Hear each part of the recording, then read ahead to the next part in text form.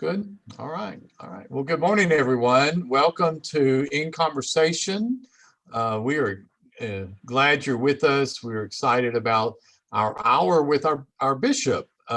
This is I've kind of looked at this as a relaxing time for us to really get to know our bishop, maybe learn some things about him that we don't know. But we are glad that you've joined the Methodist Foundation for Arkansas, this program that we've been running for 9 or 10 months that started with COVID, and been a way for us to stay connected and to be in conversation with each other. You all know about the foundation. We've been around. We're trying to do what we can for Arkansas Methodist ministries, for churches, for individuals.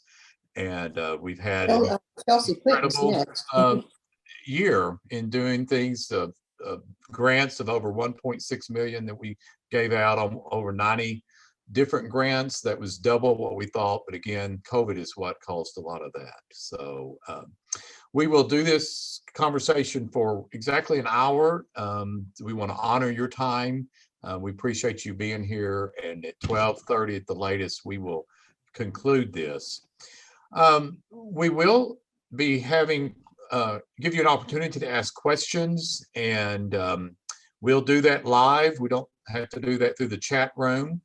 And really the bishop and I are just going to have a conversation. So if you've got a question when we're having our conversation, just find a time to go ahead and ask him either follow-up questions for things like that. I do want to thank Haley. She's our IT production communication guru. Thank all of you for joining us, and especially thanking our bishop. You all know him very well. Many of you know him, but he was elected to the episcopacy July 19th, 2012.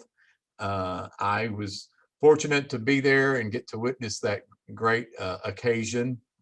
He has his degrees from the University of Kansas, from Iliff, and then from Perkins. He was ordained as an elder in the North Texas Conference in 1981.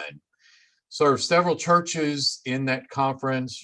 Richardson, First United Methodist Church, Richardson being his last appointment, but he was at Trophy Club, Westlake, Plano, Denton. He also served as the director of Connectional Ministries for the North Texas Conference Council. I did not know this part, and he's probably told us, but he was I'm trying to think, he helped build and design the Ministry Center building for the North Texas Conference. So he may share a little bit about his building and design experience as well. He's married to Karen Goodman in 2016. Between them, they have 4 adult children with their spouses and 2 adorable granddaughters, which that probably will slip into the conversation some as well. So Bishop, again, thank you. We are so grateful you've taken the time to be with us. And I'm going to start with kind of that basic question that preachers get, and that is to tell us your call story. First off, thank you, Wayne. It's a pleasure to be with you all. And at some point when we get into conversation, I'm going to request everyone show me their faces. It's a lot easier to have a conversation that way. It is a delight to be here. It was a real honor to be asked. And then I saw kind of the order of speakers. So last time was John Grisham, and next time is Chelsea Clinton. And I kind of feel like the 7th inning stretch break in between those 2 heavyweights. But it is good to be here and just have a conversation, get to know you a little more. I want to express my appreciation for Wayne and his leadership at the foundation. This is now the 3rd role I've known Wayne in. He was chaplain at Hendricks and then moved over to development, and now doing this. He's done a great job in all of those roles. And as I learned the story of the foundation as I arrived here, and as Jim argued, went to work and took something that was literally nothing, and through his leadership and an excellent board and the people of Arkansas built it up. And now Wayne has received the baton and is carrying it forward. It is a pleasure. And I consider Wayne my friend and colleague in ministry. And I actually got to appoint him as to the foundation till he decided he was going to retire, and then I didn't appoint him anymore because he was on his own. It's a pretty good retirement gig. Yeah, I think it's pretty good.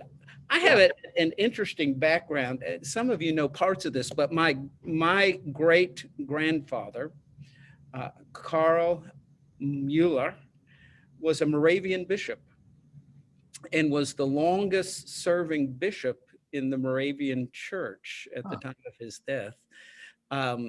My family had origins on the Czech-German border, but then emigrated to Russia as tough economic times happened. They lived there.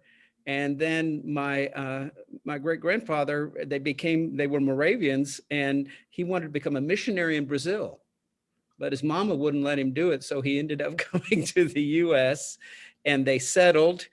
And I've had the honor in Bethlehem, Pennsylvania, which is actually where my father was born, of going to the archives and looking at lots of his stuff. And they have all his sermons, some of which were in German originally, and some of which were later in English. And then to read correspondence with prisoners and missionaries in Africa during World War II. It was so there's that rich, and as you know, the Moravians impacted John Wesley greatly. My folks had an unusual way of meeting, and it kind of characterized my family of origin. My father ended up going to the Coast Guard Academy till he decided he was too independent at cuss and didn't like taking orders. So he resigned his commission. Well, he resigned from the academy. He still had his commission. He was drafted for Korea. And so there he was going through basic training and living in officers' quarters because he was still technically an officer. And he ended up going to Hawaii. My mother got a degree in chemistry in the late 40s, which was somewhat unusual at the time, and went to Hawaii to work for a sugar company as her great adventure. And they met on Waikiki Beach under a banyan tree that's still there.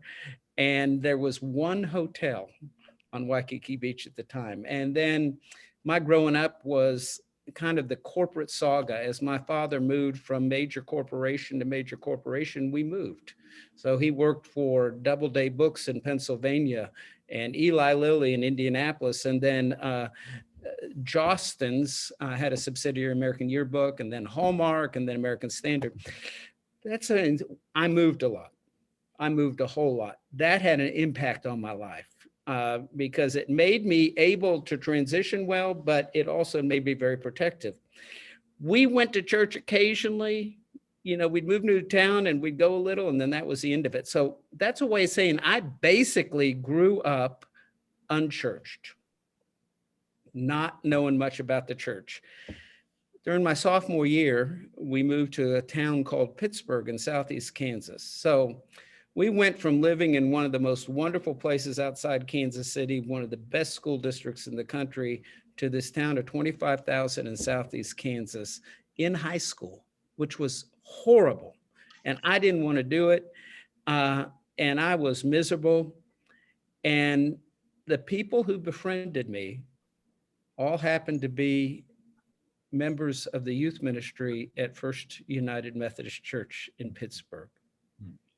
So the way I kind of got involved in this stuff was they invited me to youth group. I enjoyed it, dealing with issues of import. That was during Vietnam. That was during another saga of the civil rights struggle. Those were all important issues to me. I had worked at Head Start as a volunteer, and bit by bit, I became a part of that. Then they invited me to Sunday school and eventually went to church. But during that process, a youth pastor by the name of Robert Darden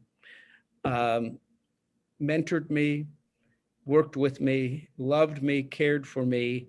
And it was there that I was confirmed. As a junior in high school, I joined the church, professed my faith. What's interesting is I had been baptized as an infant, and I was baptized by a man by the name of Fred Holloway. If you go to the front of the Book of Discipline, a list of bishops, you will find Fred Holloway. Now, he was not a bishop when he baptized me. He had been president of the college where my mother went, and they asked him to come and do it. He was obviously a Methodist elder.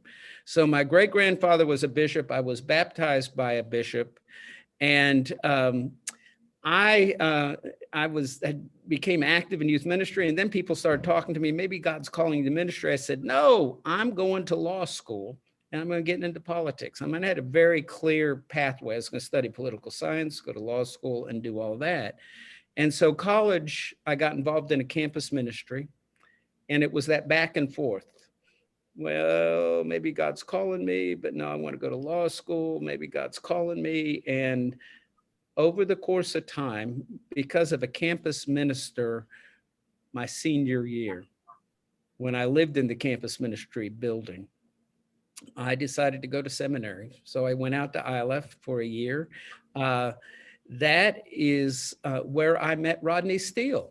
Many of you know Rodney, and he and I were first-year students together and became friends. And after the first year, for several reasons, one of which was it seemed that all the professors we were reading were from Perkins and not ILF. I transferred to SMU, finished up there, and was going to go on and at that point decided I was going to do PhD work and kind of go an academic route. And I was processing that, and remember sitting down with the professor, and we were kind of taking next steps. And I got a call from John Ogden, who was pastor at First Richardson, which was one of the largest churches in the denomination, and said, hey, one of our staff is going, I had done my internship there, said, one of our staff is going on sabbatical for a year. Come do that. That'll be a good experience before you go and back to school. And so I did, and I absolutely fell in love with pastoral work. And so those first 3 years I was there, I worked in the area of evangelism and single adult ministry, and that was a different era. I visited everyone who joined the church in their home. I was out making calls 3 nights a week and Saturdays, and we had over 600 people a year join each of the 3 years I was doing that. But there were two things. One, that was a time when people came to church, right? The attractional model we've heard about, it was in full swing. The other side of it was people actually let you into homes to visit. And then after 3 years, John Ogden came to me and said, I need to create a new position. I want you to be my executive associate. Well, picture this. I was 28 years old. It was a staff of 60 people. He wanted me to supervise them. And I had 3.5 years earlier worked as a part-time summer youth employee. And suddenly I was supervising the guy who had been my leader in that area. And so I did that, and I learned a lot about how churches run and how to lead. And of course, like everyone, I learned from mistakes more than I learned from successes. From there, I went to Northeast Texas, a couple of churches in Clarksville, if any of you know that town, very historic in Northeast Texas. That was one of the entry points when people would come to the state. And then to Trophy Club, which was a fascinating experience. It was out past DFW Airport. They had merged 3 churches. It was in a Ben Hogan designed golf course community. Got there, was told, a great church, lots of people, all kinds of opportunities. Got there, discovered half the people, $100,000 in past due bills in the desk in 1988, including $60,000 to the government, a brand new mortgage that they had not made any arrangements to pay, and scandal because the previous pastor had been having affairs. And that's where I learned the Holy Spirit's real. through a variety of events, that got addressed very quickly. Things got back on track. And then in October of that first year, someone showed up in the office, and it was a representative of the Perot Group, Ross Perot's company, and also the state highway engineer, who I knew because his family had been in Clarksville, Texas, and I had actually done the funeral for his mother-in-law. And they wanted to put a highway through the church. This was a brand new facility. And I looked at that and I thought, this is a really good deal, because they did a really bad job on this church. And so I got to spend a year and a half negotiating with the Perot Group and learning all kinds of stuff about that world. They were doing all kinds of building out in there. The Hunt Ranch, as in the Hunt family, was right across the street. We were doing all kinds of stuff. What eventually happened was we refused to take their offer. We went through a condemnation process. And in Texas, when that happens, the county appoints a special commissioner court. And they appointed 3 people and ended up giving us a whole lot more money than was offered. And soon after that, the bishop asked me to become director of connectional ministries. And so I went to that job. Another pastor came and went through the process of relocating. But when I went to Denton first, several years later, 2 of those 3 commissioners who had given us all that money joined the church. So that was a fun kind of closing of the circle. From there, I went to First Plano. I was there. I was in my 11th year. The thing I want to say about the episcopacy part was that was not something on my radar, but younger clergy and female clergy in the conference. I was chair of the board of ministry, which, so Pam, you never know what that's going to get you. Urged me to make myself available. And I did a lot of praying. That was a very dark time in my personal life, because at the time, Wink, well, my former wife, was kind of in the throes of addiction again after many years of sobriety. And I didn't know if I was going to be elected. And the way I looked at it, and I still think this is the way it happens, is you offer yourself to a process and you trust that the Holy Spirit's going to be involved, and who needs to be elected is elected. So that happened. Then I came to Arkansas. Along the way, we had 2 kids in Clarksville, Texas. So that was as far on the outskirt. It'd be like going to Piggott. Okay. I mean, you can't get any far on the edge of the conference than Piggott. And I was dreading it, because the church I'd been in was bigger than the town I was going to. Wow. Got there, both our kids were born, marvelous people, time of our life. And so that's just a really powerful reminder that I can say truthfully that sometimes the bishop knows better than the pastor, because I was sure that was the worst thing in the world that had ever happened. And it was 3 of the richest years of my life there. And so what I found interesting in the process of the way it works in the South Central jurisdiction is you are endorsed by your delegation. That was in our conference, we had a very high bar. You had to even get through the first round. You had to have 70% of the people saying they would support you. And then for final endorsement, you had to be over 80%. And that was a fascinating process, because they interviewed me like they would a candidate they would later interview. And so you go around the whole jurisdiction, they ask you questions, you write papers, and I was elected, and we came.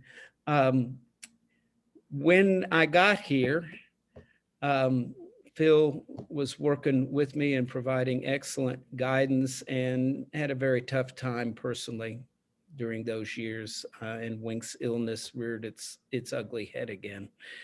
And what I have discovered through that whole kind of chronological scenario is that I have been called a number of times. And when I look back on the call, it actually has always been to go deeper in relationship with Jesus, to be clearer about the task of making disciples, and to not be too enamored with position and title and prestige. Now, when I say I was called to those things, every one of them would involve painful moments. You know, it's not just the call is this mountaintop experience, right? Everyone, I was in the crucible and arrived on the other side. And so that's, Wayne, that's, believe it or not, in Preacher Talk, that's the short version, even though it went on. I'm looking up at the clock and say, oh my gosh, that went on, much to be left out. But I have found that my whole ministry has been a call to go deeper with Jesus, and basically a call to pastoral ministry. And that has shaped how I'm bishop as well. Well, thank you. And thank you for your honesty. And in many ways your vulnerability, but I appreciate that, and I know that folks hearing that. So you kind of open the door for this last call, your bishop's role. Tell us. So you've been here roughly 8 years. Tell us what you have learned about yourself, about the church, and about that desire to continue following Jesus and getting closer to Jesus. So these 8 years of bishop, what have you learned from all that? The first thing I learned is that we love Arkansas. We about 2 years ago were trying to think what we would about retirement. We decided, well, we're going to get a house up in the mountains in retirement. But we found one that had everything we wanted just outside of town on Highway 10. So 2 years ago, we sold our house and moved into a house, and we're staying. This is going to be our home after I retire. We have really fallen in love with the place. So that's the first thing I learned is, we loved it. And Wayne, this is the point where I forgot to correct your introduction. I do have 2 wonderful, adorable granddaughters that I was gifted with when I married Karen. But my daughter is due June 21st with her first child and a grandson. And I would give you a name, but they haven't shared it yet. So we just call him Baby Hunt. We're tickled and excited about that. And if she comes early during annual conference, I will be faced with an ethical dilemma. But there is a disciplinary provision for electing someone in the absence of a bishop to run annual conference. So no, she's due later in June, and we're just tremendously excited about that. Congratulations. So I learned some things.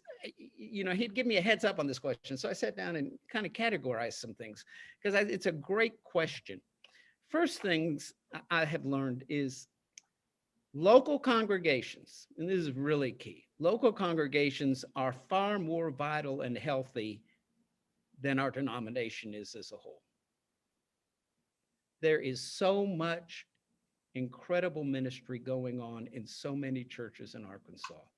And so the first thing I've learned is don't look from the top down to see what's going on in ministry. Start at the grassroots level in congregations and look up. And when you do that, the denomination looks a whole lot better. Because when you start at the top, you look at all the problems, all the fussing, all the feuding, and that just impacts everything. When you look at the bottom in individual churches that may be more progressive or more traditional or in the middle, and the variety of ministries, the excitement, the ability to innovate, the faithfulness, it is amazing. So that has really been driven home. In my role, I am called a general superintendent of the church. And so you tend to think of the whole, and I have to. But when I want to see things in a better light, I look through each local congregation up. So that's the first thing. Second thing I have learned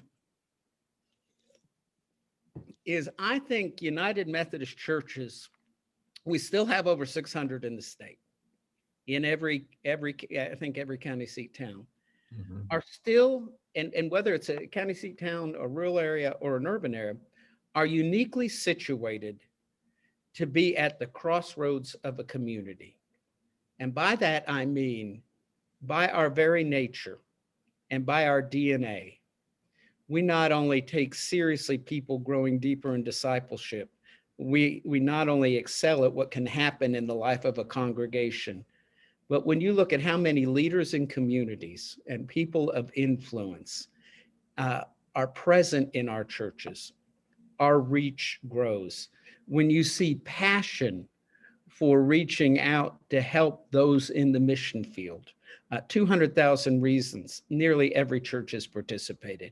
Now what we're doing through the Delta Project and individual initiatives in churches. So I think Methodist churches are uniquely suited to impact entire communities in way because of our theological foundation, because of our historical involvement in the community, that they can actually help renew whole communities that currently are dying because they're depopulating. So think of Methodist churches, when I say at the crossroads, they're often downtown, right?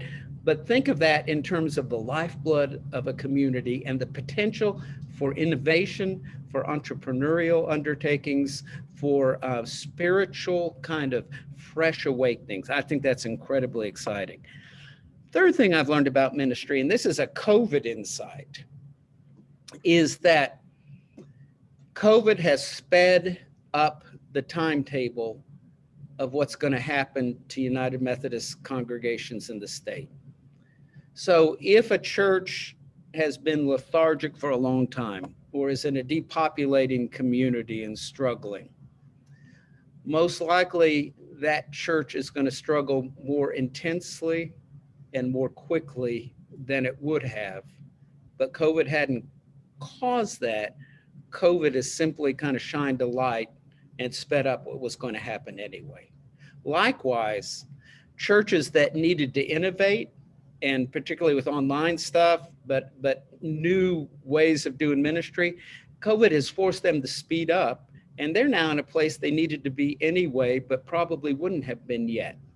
And so COVID has kind of set things in motion for those churches that are struggling to have to deal with that more quickly, and churches that have the capacity and the passion to innovate and to do new things to be in position to do that better. Most of you know, I serve on the governor's task force for economic recovery, and the president of Walmart spent an hour with us once, and this was probably 8-10 months ago. He said that, so this was 6 months into COVID. He said COVID had forced them to leapfrog ahead 18 months in their ability to communicate. So they were 18 months ahead of target, and they figured in the next 6 months they'd move another 12 months. That was COVID speeding it up. And so what we're going to find over the next few years, I think, is COVID will cause some reckoning in churches, that it's going to be painful as they decide about their future, but it's already positioned congregations to do great ministry. So that's kind of what I've learned about ministry. Leadership, this is one that I realize, and I have an aha moment, and then I go a while longer and I have another aha moment, but it's that it's more important to be a spiritual leader than an institutional leader. I have to do institutional things, but it is more important to be a spiritual leader than an institutional leader. That's why I still write for Facebook every morning. That's why I talk about discipleship. That's why I talk about Jesus. So I've learned that. I have learned that, I've shared this before, but it kind of put it together, that that as a leader, there are three main things I need to do. And this is true for all of you as well in your unique context. I have to love people and love the people first. Secondly, I have to tell the truth. That's one of the key roles of leader, not to beat people over the head with it, but if things are tough, you need to tell them. If a mistake's being made, you need to lift it up. But you love people, you tell the truth, and then you work with folks to find a way forward, not shackled to the back of a unicorn. And by that, I mean, it needs to be a realistic way forward. It can't just be a dream. So leaders are about loving people more deeply, telling the truth, and working with folks to come up with a way forward. I've been doing a lot of work with a task force that I appointed for the Central District to strengthen the Black church, and we had a meeting yesterday. And one of the things I realized at one point, one of my dear friends who's on there and someone I respect deeply was responding to what's been happening and said, Bishop, we need you to make this your top priority, strengthening the Black church. And I listened and I said, I got to tell you the truth. This is not my top priority. My top priority is helping people know Jesus and making disciples. This is critically important, and I'm going to invest a lot of time. But I needed to tell the truth then, as I saw it, of putting things in perspective. So, and that it was received perfectly, because I was willing to do that. It was okay. But that's, and likewise, as we're working on that project, it's interesting that finding a realistic way forward in this case does not mean bells, whistles, here's our 40-page plan, slick graphics that we've completed it now. It means me investing, the district strategy team investing, the Black churches and laity and pastors investing, and being willing to wander at times, to always wonder, to learn, to make mistakes, and to realize that it is about keeping after it and a long-term commitment. That's the way forward. And so that's a leadership lesson I have learned. Another thing I have really learned is there is incredible power when a church has purpose and passion and people who are willing to commit. I hate to say this with Wayne here because the foundation is always so generous with financial resources, but I'd rather have purpose, passion, and people and then look for money than I would have money and then look for purpose, passion, and people. I'd agree. As I read the story of the New Testament church starting, they didn't have a lot of money, but they sure had a lot of the Holy Spirit and a lot of passion. So I think that's great. I'm thinking a word in this day for our churches as we struggle with resources too. I think that the other leadership is just partly by osmosis, partly by conversations, partly by watching examples. I would be a far better pastor now going back into a local church than I was coming out because I've been exposed to so many people who do things so well, whether they're churches and how they do things or laity and how they lead or pastors and how they do things. So it makes me wonder in retirement whether I'm not going to be asking the next bishop for a church, a little part-time church where I can serve and go do that stuff. So that's kind of the leadership side. I've learned some stuff about the future as well. The first is, I think it's critically important that at this stage in the church's life, we have some conversation around the meta picture going on. So briefly stated, you look at what happened to kind of mainstream church in Western Europe, and you look at what's happening on either coast. And then you look that Pew Report now reports less than, half the people are Christian. We are a part of a larger cultural reality that we ignore at our own peril, not to react to, right, in a panic, but to understand that movement so we can make decisions about our future. So I don't want to isolate stuff. Another thing I have learned, and I want to say this very carefully, and if some of you want to push me on it later, that's fine, because it probably means I haven't said it as clearly as I should. I think we see what happens in terms of the state of our denomination when we put most of our energy into making issues that are important, but not central. So we begin to see what happens when we make issues that are important but not central in our life, defining in our life, and likewise make issues that are central and defining and essential incidental.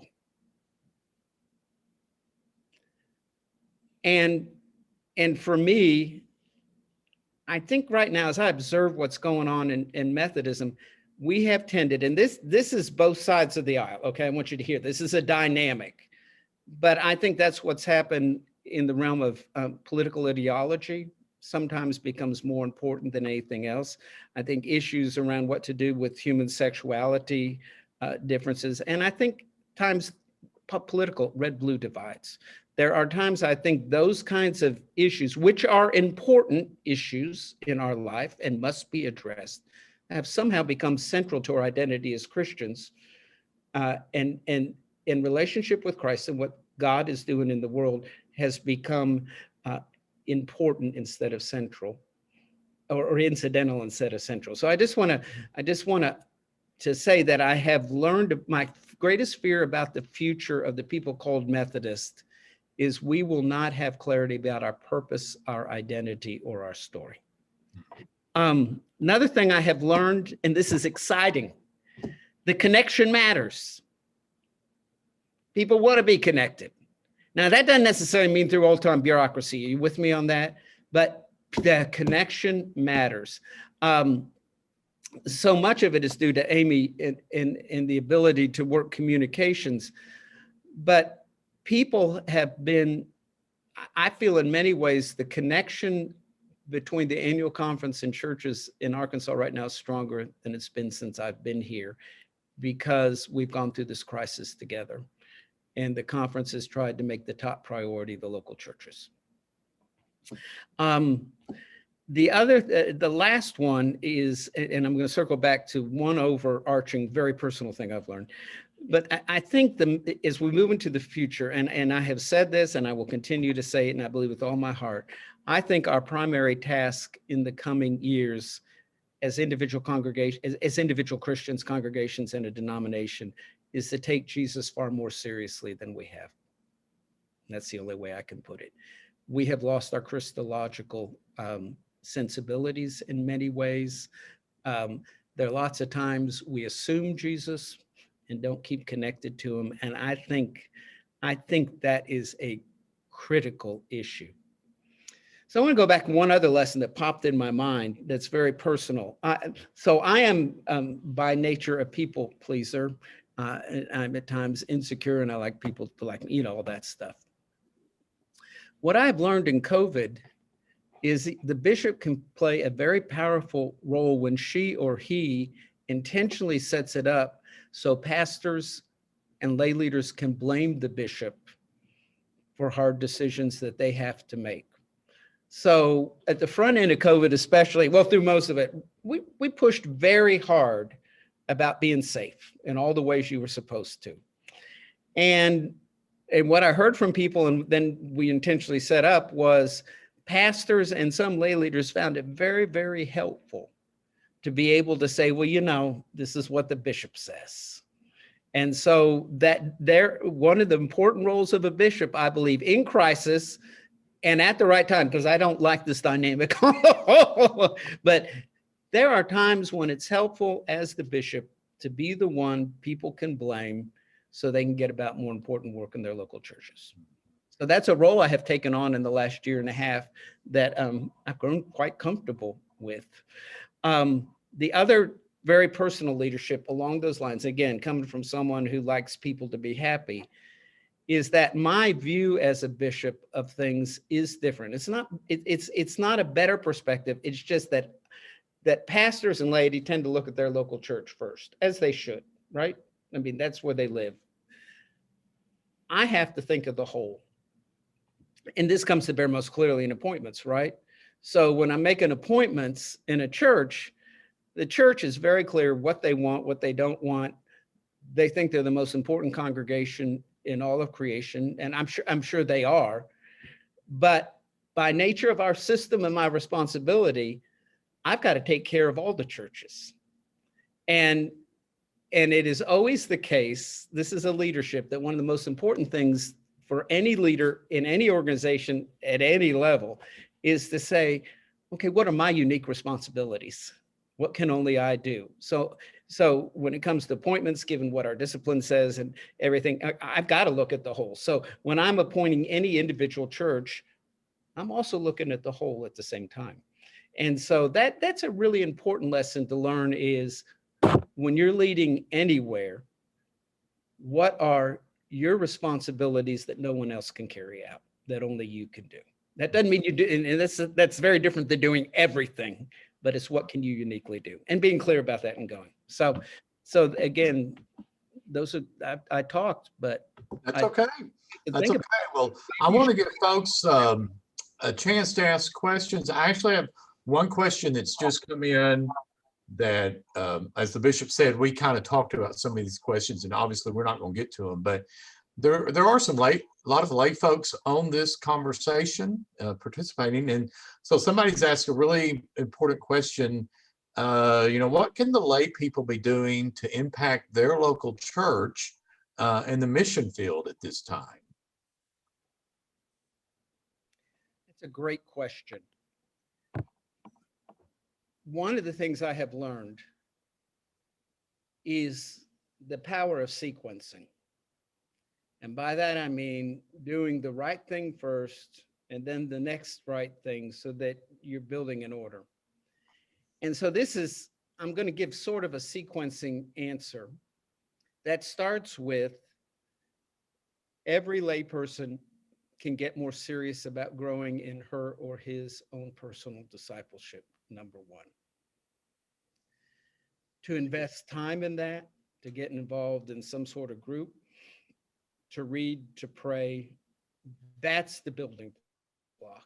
Because I think as we have disciples, deeper disciples, I think the Holy Spirit is primed to work more powerfully. So I'm very serious. That's the starting place. Because if you try to impact churches or try to impact the community and you got nothing to give, there will not be an outcome. So we start with that. Secondly, quite honestly, I think that there needs to be trust building between laity and pastors. And I think there's just been so much stress, but my observation is at times, especially the last year or two, sometimes people who should be in partnership end up being adversaries. Mhm. And and so I think the second thing is that laity and also pastors, they should begin to work on developing a relationship with the pastor that's positive, that's spiritual, not everything in agreement, but so that there's trust. I think I think that the laity can also, I think it will be huge for our church when laity begin articulating that their purpose is to make disciples of Jesus Christ, who make disciples who are equipped to transform lives, communities, and the world. That when laity begin articulating that their congregation is a part of a larger vision and mission, and they use that language, and not just focus on how are things going in their church as an institution. So there's this morphing from okay, this is my church and we want it to prosper, we want to take care of it, I want to be comfortable, to really beginning to articulate God has called you to be a part of this mission of making disciples who make disciples. That begins to plant seeds and energize. That will change the culture of a whole congregation. Mhm. Um, I think I think the other thing that can happen where laity can really make an impact is to realize that they are in ministry 24/7 and not just when they come to the church. That's what it means for me to unleash laity for ministry. So when you're going to work or you're volunteering at the hospital or any of the number of other things you do in the community, you are every bit as much a disciple of Jesus Christ who's in ministry in that setting. And what that does, it means, instead of just making our lives as Christians focused on what happens when we walk in the building and what we do when we intentionally go outside the building, which is, both those things are absolutely necessary. We add the third component, that we carry that wherever we go and whatever we do. Mm. I think those, if those things happened, we would see a culture shift, which is what I think we're all looking for. Yeah. Because it's not a program, it's a whole way of being and doing. Yeah, yeah. No, well, it's saying we've got to all be a part of this. It's not just up to the clergy. So, well, great. Well, we have a little less than 15 minutes. I'm going to see if anyone's got questions before I continue with my questions. So if you've got a question, unmute yourself and feel free to ask the bishop. This Pam, I'd like to ask the bishop one of the questions that I always like to ask our ordinands as they are coming before us, the candidates, because I think it's always very interesting. And in asking that question, I want to tell you how much I appreciate your sister-in-law's book, the novel about Robert Small. I felt like I was ahead of the curve on a lot of things. I understand they're making a movie of it, but so that's related to what do you find, what have you been reading that has been enjoyable for you and that has given you energy? So, I love how you phrase the question. I have probably four kinds of reading I do. I do my daily reading of newspapers. And by the way, Arkansas is a gift to the whole country because at least the Democrat Gazette is exploring innovative ways to stay in business. And I loved hearing, I was having a conversation with the president of that.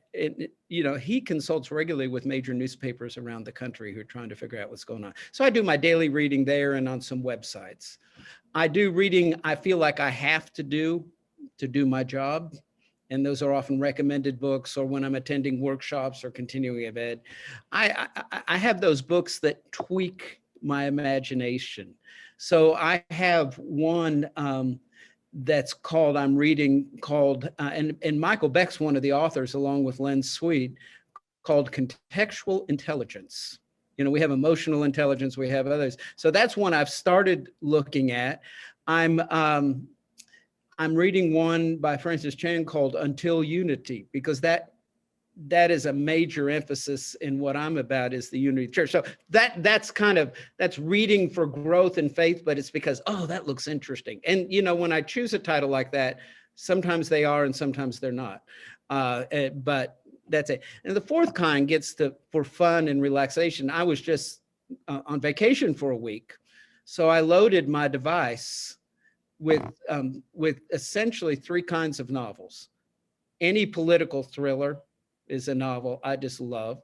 Secondly, I have found myself reading a lot of books about pandemics, because there's a ton of fiction written about pandemics, some of which is current, some of which is a little future looking. And likewise, and this is still the second category, around issues around artificial intelligence. Okay. And then, but they're fun books to read. Okay. They're kind of thrilling. The third would be just any kind of good old thriller that's set with, involves police and lawyers and some sort of intrigue. So I have a whole, I'm in Kindle Unlimited. And so I'll download a bunch of those. And those are the ones I'll read late at night or on a weekend or when I get a little time. But they're all kind, and what's interesting that shapes all three of those together for that fun reading is they all involve a world in which I do not participate. They all involve kind of good guys versus bad guys kinds of things. And they all, you're not quite sure what's going to happen with them. Great question.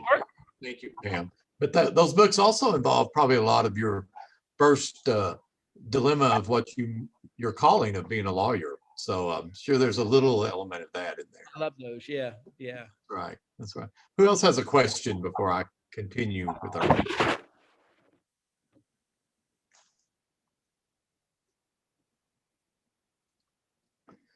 Well, Bishop, I'm gonna ask one of our more fun ones that we talk about. Tell us, lighthearted one, tell us at least 3 things that people probably don't know about you, with the exception of maybe your close friends or family. What are some fun things we need to know about you? Okay, the first is most people, because of the past several years, assume I like to wear fun socks, right? And I have a drawer full of fun socks, colorful socks. What they don't know is I will know that my life is in order the way I want it to be when I don't have to wear any socks. Okay. I'm in flip-flops or comfortable loafers, so that's number one. Number two, in the past year and a half, I have become the cook of our house because I have developed a hobby of cooking. Hmm. But because I tend to be on some things more intuitive, I'm the kind of cook who gets a picture in my mind of what it's supposed to be, and then I make it. Now I may refer, so I'm not a recipe follower, I'm an experimenter, but I work off a picture in my mind. And that all started when I actually was a couple of years ago, I think I was having lunch with Britt Scarta, in fact, and we were at the Capitol, and I ordered a bolognese, and it was delicious. And so I spent part of lunch trying to figure out, okay, what did that taste like? What do I think what was in it? And I stopped at the store on the way home and bought ingredients and tried replicating it that night. So, or Karen and I'll be talking, and she enjoys cooking. She's a great cook too, but she's a recipe follower. And I say, I don't know, I don't have an vision yet. And then all of a sudden I'll get a vision. And a couple of weeks ago, she's in a 4-person study group every Tuesday morning. I said, do you want to invite them over and I'll cook for you all? So she did, and they did, and I cooked, and I had a ball, and it all came out of my head. So that's the second thing I like to do. Third thing is I am probably could spend 7 days a week working out in my yard, landscaping and planting flowers and doing that kind of thing. I am very happy when I'm playing in the dirt and able to landscape. So those are 3 things. Great. Thank you. Oh, Phil, what's the puppy's name? Is that puppy or cat? I couldn't see. I saw furry. That is Coco, and she is in fact a dog. Now, I've seen a few animals. Kathy's got a cat that's climbing around her head, and well, that's what makes this fun. Questions for our bishop in the few minutes left. I would like to ask a question. Uh-oh, now I'm scared. I know he's going, oh no. But no, I find this fascinating, and I think other people will as well. Would you consider sharing your knowledge and experience with weather? With what? Weather. Oh. Storms and stuff like that. So, thank you. Question. I had to take a couple of science courses in college. I was lucky enough to quiz out of math, right, because of my ACT score. But I had to take, and I did not like chemistry, and I did not like biology. I had a hard time with those. So I took a geology course, and then I took 2 courses on meteorology. The first was a general meteorology course, which I discovered has math, but I still had so much fun. And then I took a course on tornadoes and hurricanes. And so I've always been fascinated by weather. And whenever I get the chance and there's a tornado near, I will go chase it. It was about a year and a half ago, it was winter. So we were under tornado warning, and I pinpointed it. It looked like half a mile from our house, and they said it was moving. So I hopped in the car. But I have So I have been known to follow tornadoes and drag, because I'm just fascinated by. So recently, a couple of things. A number of years ago, we were on vacation on a beach in Mexico, and I was lying on the beach, and you know, there are a lot of water spouts right in Florida and down in the Gulf. And I looked down, and there was a water spout coming on land, maybe 400 yards away. It wasn't that big, and there was some guy on a lounge chair next to me, and I said, "Look, look, look." And he went, "Twister." He was from Germany. And so he had seen the movie, you know, with Helen Hunt, and called it Twister. And so I actually was fascinated by that and kind of walked after it. We were just on vacation in Mexico, and I was sitting on the balcony and looked out, and a funnel cloud was starting to form to come down. And I have 4 separate videos of it on my phone right now. And it never made it down, but the people around me, I said, "Look at that, look." I was so excited, and they were like, "Yeah, okay." But I love that. I also have my own personal weather station at home that is now hooked up to Weather Underground. So at my weather station, I can see it wherever I am in the world. Sounds like another hobby / maybe calling in your retirement. Or So, crazy, the chasing tornadoes part, but I do. that's true. Well, Bishop, like I said, one Last more question. Yes. let's do that. Maybe that is the last question. Bishop Mueller, what is your favorite place to visit in another country? My favorite place to be? To visit in another country. So far, I have not, and this is honest, I have not found a country I have not enjoyed visiting. And that's the truth. Every one of them has something special. And that goes from Puerto Lempira in Honduras, which is on the Mosquito Coast, where we literally had no power. It was a dirt street, a pump, gasoline, right? And gunshots every night. We were on a mission trip there. I think that I have 2 places, a couple of areas that resonate with my heart. Partly some of my heritage. So Germany and the Czech Republic, I just love that.